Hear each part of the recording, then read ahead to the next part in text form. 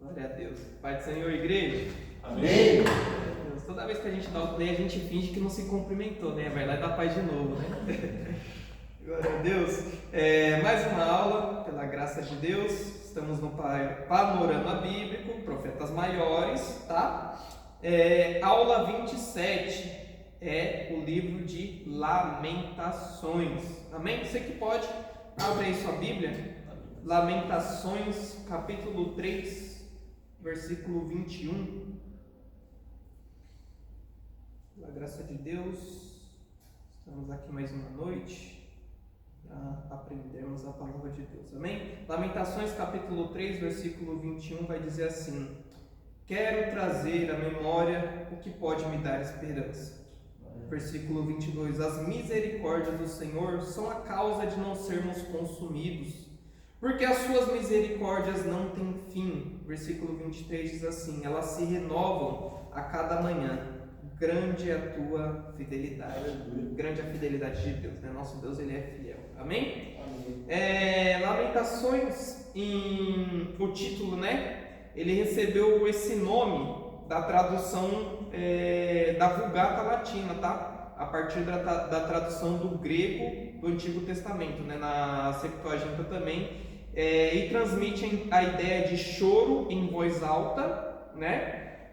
A exclamação hebraica, né? Que é eika, né? Em hebraico, o título significa como, né? Que expressa desânimo, né? Usado no versículo 1, tá bom? Lamentações 1:1 é o que dá o nome, né? Como, mas expressa um desânimo. E no capítulo 2, versículo 1, e no capítulo 4, versículo 1, também é repetida essa mesma palavra, né? Ele dá ao livro o seu título em hebraico. Contudo, desde cedo, os rabinos passaram a denominá-lo de choro em voz alta, ou lamentações. A gente tem uma referência cruzada lá em Jeremias, capítulo 7, versículo 29, tá? Nenhum outro livro do Antigo Testamento contém, como esse, apenas lamentos, tá? Esse é um livro apenas de lamentações. Como faz esse angustiado cântico fúnebre que registra o funeral da antiga bela cidade de Jerusalém, tá? Capítulo 2, versículo 15 vai falar disso. Esse livro mantém viva a lembrança da queda de Jerusalém e ensina todos os crentes o modo de lidar com o sofrimento, tá? A gente vai ver lamentações em vários outros livros da Bíblia. A gente vê Jacó lamentando quando ele pensou que José tinha morrido, diz que ele lamentou por muitos anos, por muitos dias. A gente vê várias pessoas lamentando o tempo todo na Bíblia. O livro de Jó é praticamente um livro de lamentações também. Mas essas daqui são específicas sobre o cerco, né, sobre o exílio, sobre a queda de Jerusalém. Amém? O autor, tradicionalmente, tá? Ele é identificado como Jeremias, apesar do livro não identificar o autor, tá? Ele não fala Lamentações de Jeremias igual a gente conhece, mas o estilo de escrita, as referências cruzadas todas apontam para que seja o autor que seja Jeremias, tá bom? Ele foi, né, testemunha ocular, né, da destruição de Jerusalém em 586 a.C. O estilo e o conteúdo se encaixam com a vida e o ministério de Jeremias. Amém? Amém. O propósito do livro é expressar a dor, o lamento pela destruição de Jerusalém e do templo, tá? Mostrar que a calamidade foi consequência do pecado do povo e de sua rebelião contra Deus, e ensinar a confiar na misericórdia de Deus, mesmo em meio ao sofrimento e ao juízo, e servir como um chamado ao arrependimento e à restauração espiritual, tá? O contexto, né? Ele foi escrito após, né, a destruição de Jerusalém, por volta de 585, 586 a.C. Amém? Tem algumas outras informações, a posição na Bíblia Antiga, no Taná, a posição do cânon, depois vocês conferem lá no material didático, tá, irmãos? Eu vou deixar algumas informações bem interessantes lá, tá? Lamentações é um livro de dor, tá? Teologizada, 5 poemas que choram a queda de Jerusalém. E o colapso da vida religiosa e social do povo, escrita imediatamente após a catástrofe, o cerco e a destruição da cidade do templo. A obra articula não apenas queixas, imagens de desolação, mas também reflexão teológica, porque isto aconteceu, tá? Qual o lugar de Deus no sofrimento, haverá esperança, né? No centro do livro tem a tensão entre juízo e misericórdia, né? E encontra sua expressão mais pungente em Lamentações, lá no capítulo 3, versículo 22 e 23, tá?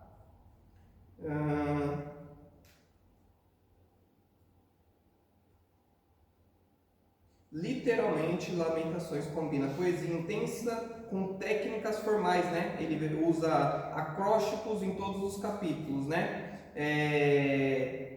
E ele também é valioso para a igreja e para o discípulo, porque legitima o lamento como forma de relação com Deus. Não se trata de pessimismo resignado, mas de uma honestidade espiritual que leva o sofrimento diante do Senhor, tá? O que ele está falando? De certa forma, o livro de Lamentações, ele ensina que nem sempre a gente deve sofrer calado. Que, como o nosso pastor Rafa pregou outro dia, perguntar para Deus, trazer questões diante de Deus, né? Questionar a Deus não é ofender a Deus, tá? É uma forma de relacionamento também. As lamentações, você expressar sua dor diante de Deus, expressar sua tristeza, expressar até mesmo a sua confusão diante de Deus, é mostrar que você está confiando que é Ele a fonte, né, da sua consolação, que a gente confia nele, as nossas dores, os nossos lamentos, o nosso choro, amém? Não é simples.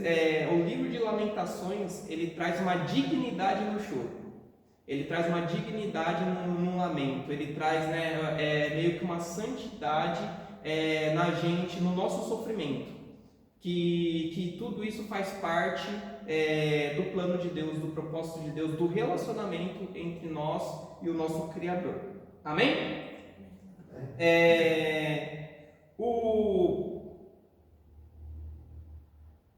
O livro, tá? Os capítulos de Lamentações, eles são divididos em 5, tá? São 5 capítulos, é um livro curto, mas é um livro bem profundo. É um livro que, se você pegar para ler corrido, você lê em menos de meia hora, mas eu recomendo que vocês leiam bem lentamente, dando atenção a cada ponto, a cada vírgula, tá? A estrutura dele é bem interessante. São 5 capítulos, todos eles são divididos em acrósticos. O que é um acróstico? Quando você pega uma estrutura alfabética e vai fazendo cada verso começar com aquela letra. Então, no alfabeto hebraico, são 22 letras. O capítulo 1, capítulo 2, capítulo 3 e capítulo 4, eles seguem essa estrutura do alfabeto hebraico. Todo o versículo 1 começa com a primeira letra do alfabeto, o segundo verso com a segunda letra, mas diferentemente, o capítulo 1 e o capítulo 2 e o capítulo 4 é uma letra por verso, o capítulo 3 são 3 versos por letra, tá? Amém? O capítulo 1, a gente pode ver, o primeiro poema começa com um olhar ao redor, né? Lamentações 1:1 vai dizer assim: como está sentada solitária a cidade populosa, tá? Os primeiros versos são uma narrativa descritiva. Alguém observa Jerusalém devastada, vazia, humilhada, e as ruas que antes tinham procissões agora estão desertas. O narrador, que provavelmente o profeta Jeremias, descreve a cidade como uma viúva, símbolo de perda e abandono, tá? A partir do versículo 12, a voz muda. a voz que foi do versículo 1 até o versículo 11 parece do profeta, né? Ou de alguém que observou a desolação, que observou a catástrofe que aconteceu em Jerusalém. E ele vai narrando: ó, como a cidade agora está como uma viúva, ó, como a filha de Sião está assim, assim, assado, como alguém observando a cidade, narrando.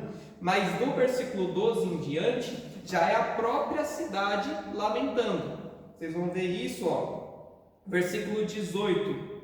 Ela vai dizer assim: o Senhor é justo, pois me rebelei contra a sua palavra. A própria cidade falando, tá? E é a própria Jerusalém falando, lamentando sobre ela mesma, tá? O poema é um retrato, né? E tudo isso em linguagem poética. Ele é retratado é um retrato da culpa confessada, mas também da solidão de quem sofre. Ela vai falar também que os seus amantes o largaram, no caso, eram as alianças políticas que Jerusalém tinha, que não eram lícitas diante de Deus. Vai falar de várias forma poética, né? Os filhos de Jerusalém, as filhas de Jerusalém, é bem interessante. O capítulo 2, resumindo, o capítulo 1 ele foca na cidade, tá? Tanto vista de alguém que está dentro da cidade, quanto da própria cidade lamentando por ela mesma.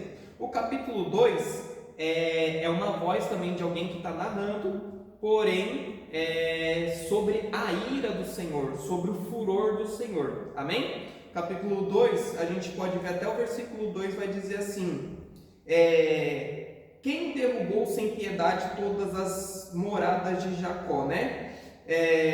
O poeta entende, não foram os babilônios, apenas foi o próprio Deus quem agiu.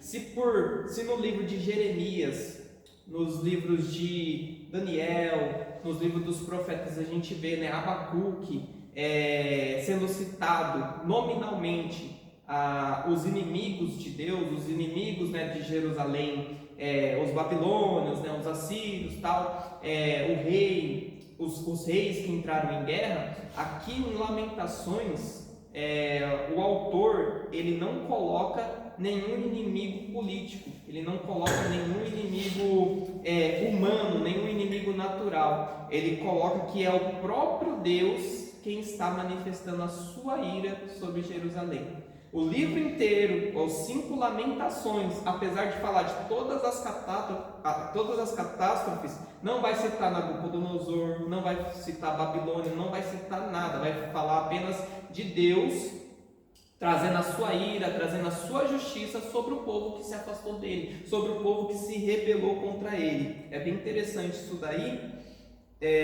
porque nós temos, nós temos já uma frase pronta, né? Que Deus ele não causa o mal, né? Mas ele permite que o mal aconteça. Mas aqui no livro de Lamentações, o poeta, o profeta, ele está dizendo, né? Deus é quem executou o mal contra nós. O livro de Isaías tem um capítulo, acho que é Isaías 63, que vai, eu acho que é 57. Vai falar disso, né? Tem um versículo bem claro que as pessoas usam, né, para dizer que Deus é mau, né? Que vai dizer: eu trago a luz, mas eu também trago as trevas. Eu causo o bem, mas eu também causo o mal. Qual que é a diferença? Quer dizer que nosso Deus ele causa o mal? Sim, mas não o mal moral, não o mal pecaminoso. Nosso Deus ele pode trazer o mal em sinais de catástrofes, em sinais de permissão de guerras, tá?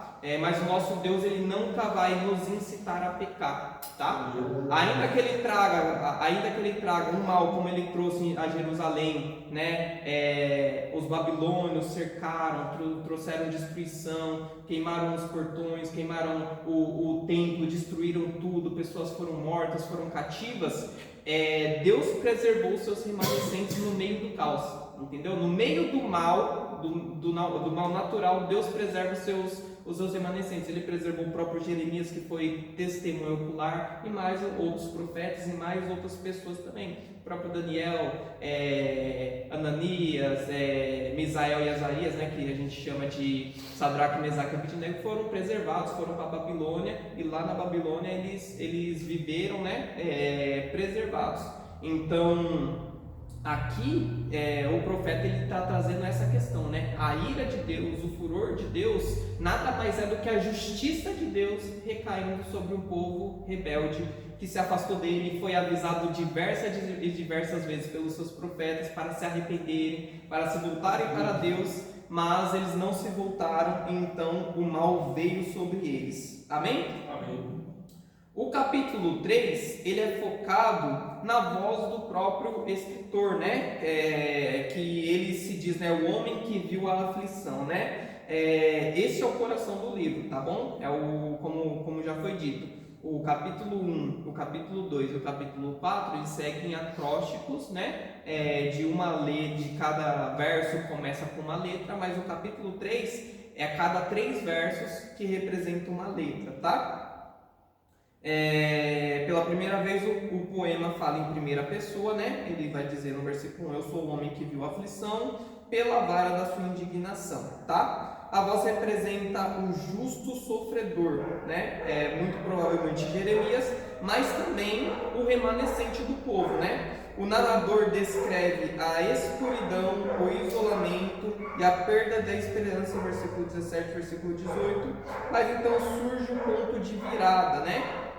Versículo 21 ao 23, que é o que a gente que é o que nós já lemos, né? Quero trazer à memória o que pode me dar esperança. As misericórdias do Senhor são a causa de não sermos consumidos, porque as suas misericórdias não têm fim, renovam-se a cada manhã, grande é a tua fidelidade.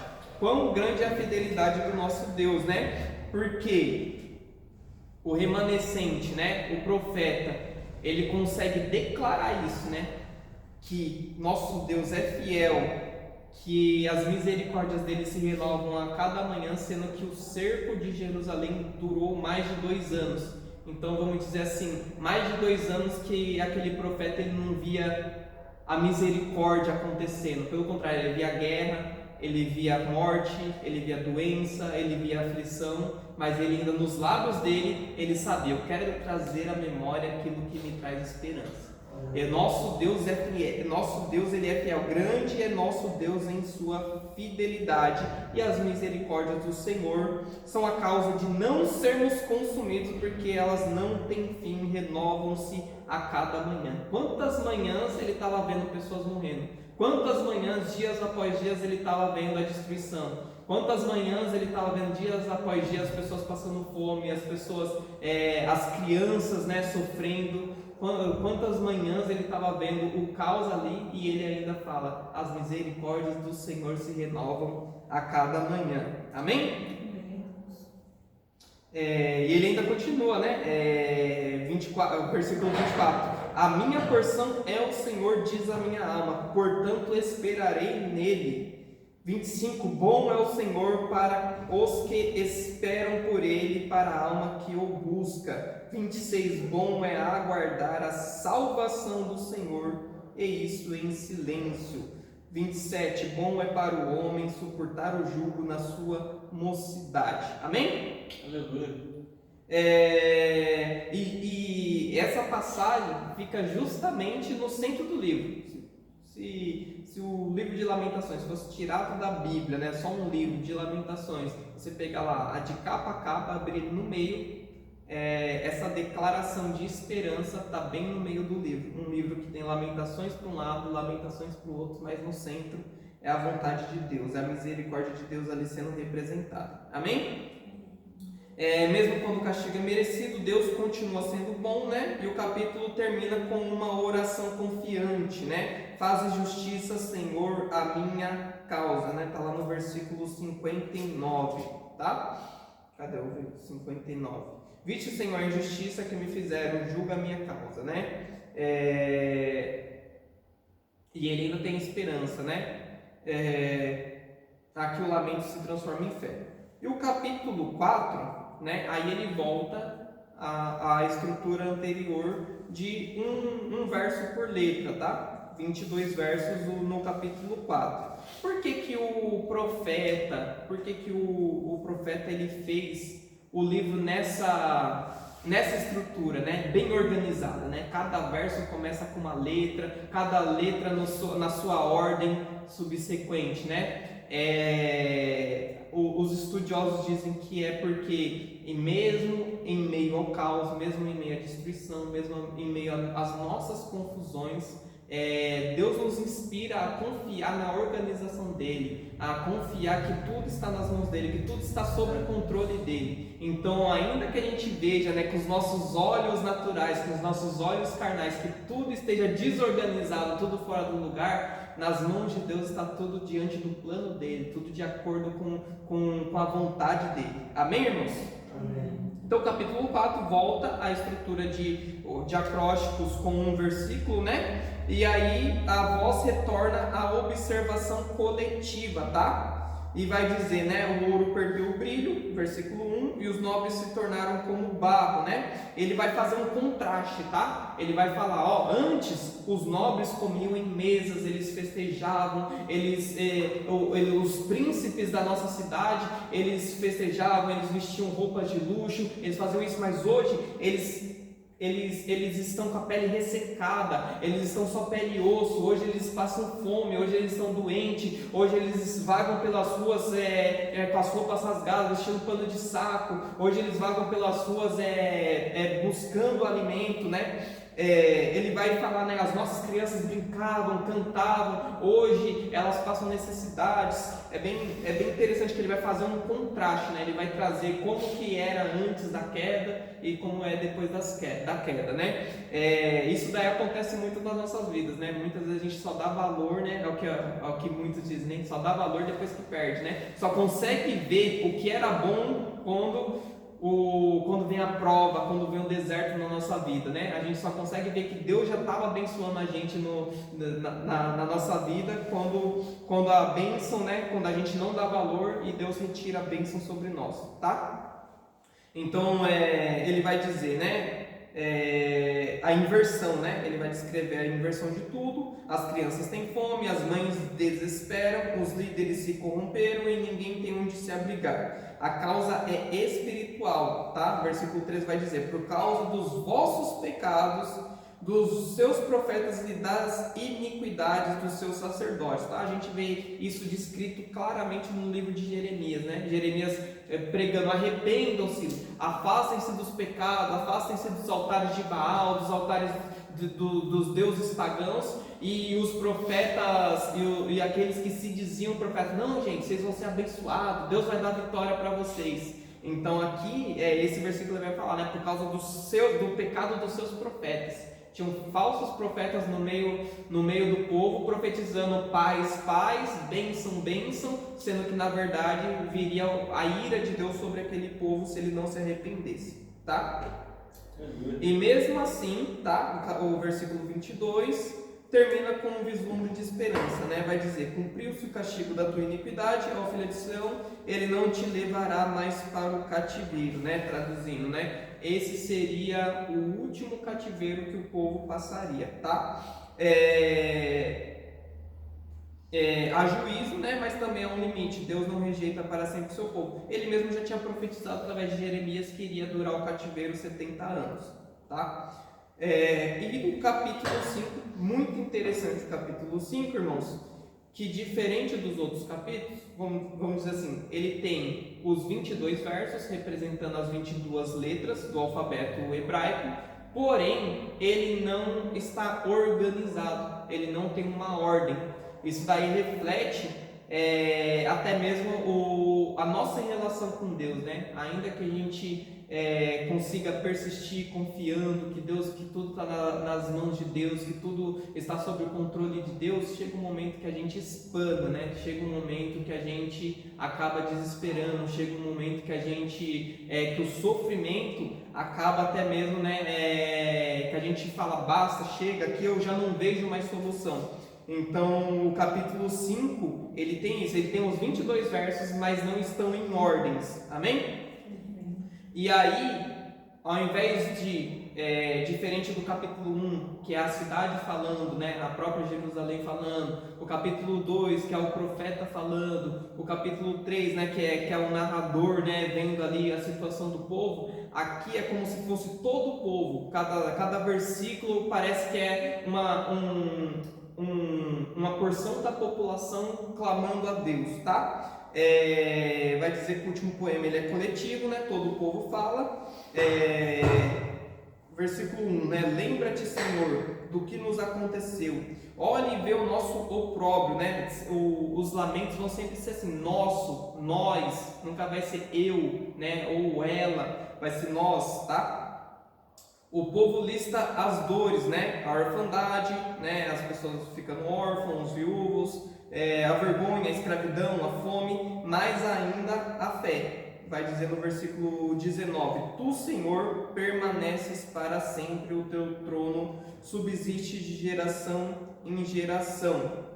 Versículo 21: Faze-nos voltar a ti, Senhor, e voltaremos, renova os nossos dias como dantes. Aqui é a confiança, né? Que é o próprio Deus que traz o juízo sobre nós, mas Ele também pode nos trazer de volta ao relacionamento com Ele, tá? Mas interessante, e o que traz algo ímpar no livro de Lamentações, se eu não me engano é Lamentações, só tem mais um outro livro que termina assim, que termina, ao invés com uma afirmação, ele termina com uma pergunta. Então o livro de Lamentações, vamos ler os últimos versículos, né? O 19: Tu, Senhor, reinas eternamente, o teu trono subsiste de geração em geração. Então depois de lamentarem, eles ainda confiam. Nosso Deus, Ele reina. O trono dele subsiste. O trono dele permanece para sempre. Não é a Babilônia, não é nenhum mal, não é principado, não é potestade que pode afetar o reinado do nosso Deus. É Ele quem é Senhor, o Senhor dos senhores sobre nós.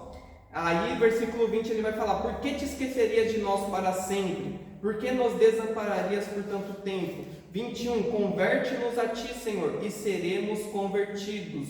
Renova os nossos dias como dantes. Então, ainda tem fé para esse povo, ainda tem esperança. O povo ele ainda clama. Nosso Deus ele pode nos renovar. Mas o versículo 22 ele termina assim: Por que nos rejeitarias totalmente? E por que te enfureceria sobremaneira contra nós outros? E o livro acaba.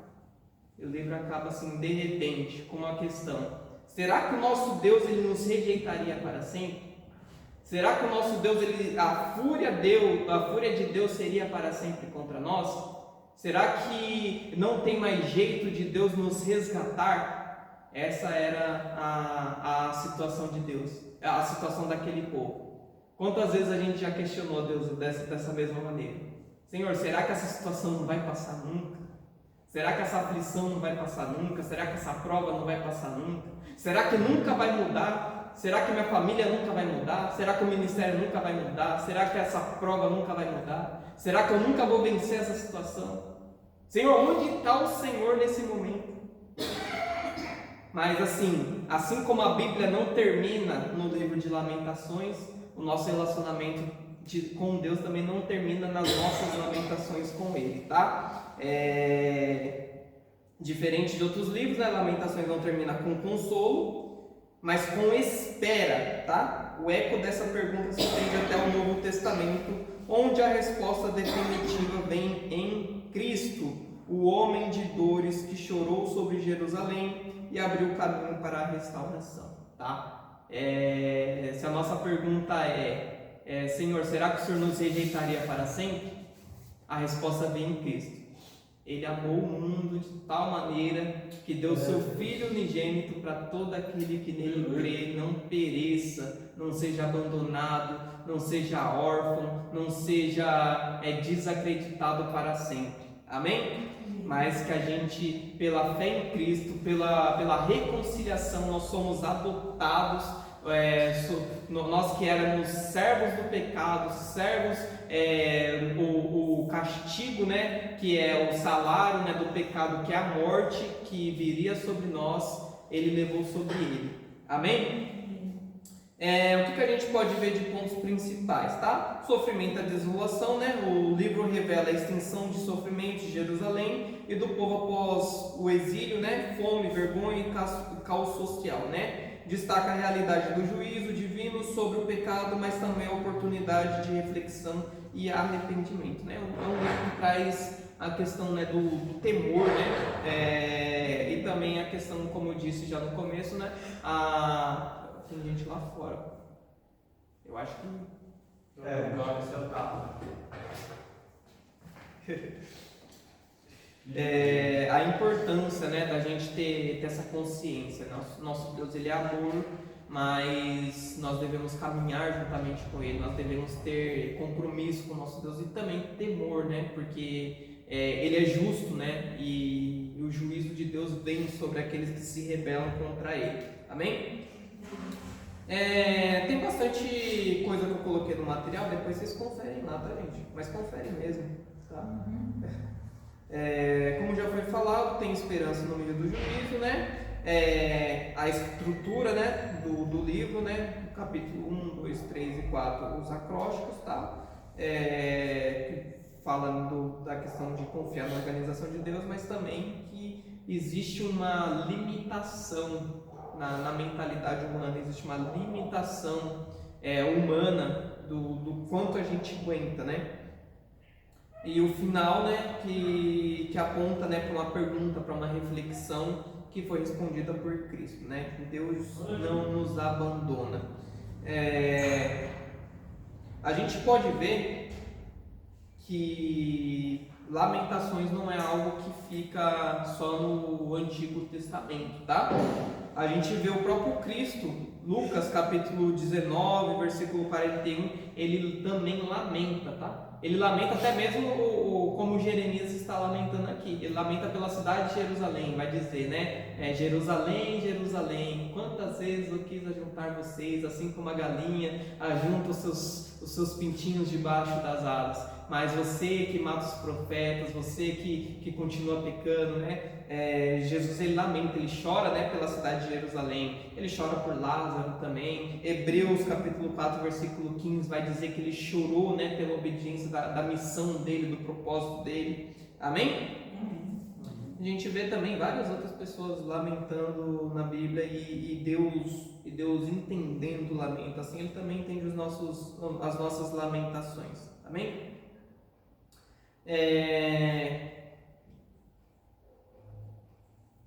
Bom, Lamentações nos ensina que chorar, lamentar e reconhecer o sofrimento não é sinal de fraqueza, mas de fidelidade e honestidade diante de Deus, tá, irmãos? É bem importante a gente ser honesto diante de Deus. Se a gente for ler os profetas, se a gente for ver os salmos, se a gente for ver todas essas pessoas que são citados até mesmo, né, como heróis da fé lá em Hebreus 11, são pessoas totalmente honestas diante de Deus, né, que não pensam o que vão pensar do que eu estou falando, de como que eu oro, de como que eu relaciono, de como que eu lamento, de como que eu choro diante de Deus, de como que eu tento entender, de como eu busco resposta no meu Deus.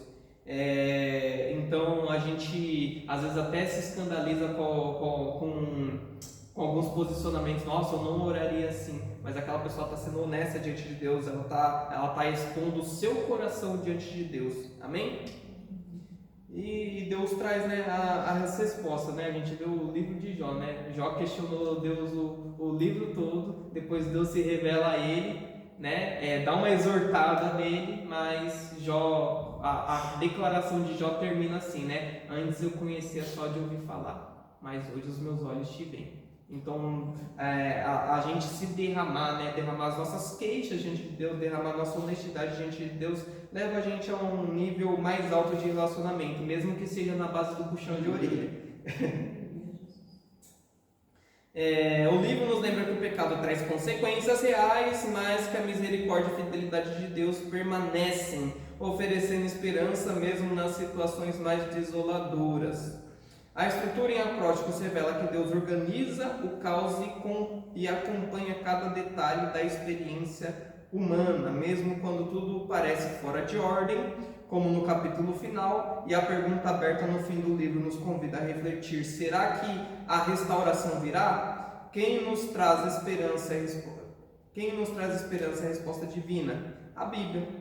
A palavra de Deus, ela aponta para Cristo, que assume a nossa dor, transforma a desolação em vida e garante restauração plena.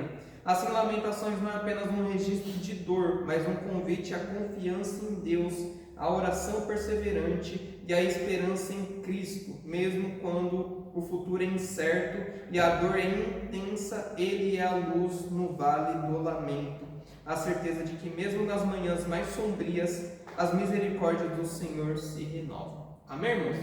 Por enquanto é isso. Esse é o livro de Lamentações. Essa foi a aula de hoje. Deus abençoe a todos. Amém? Glória a Deus. Glória a Deus.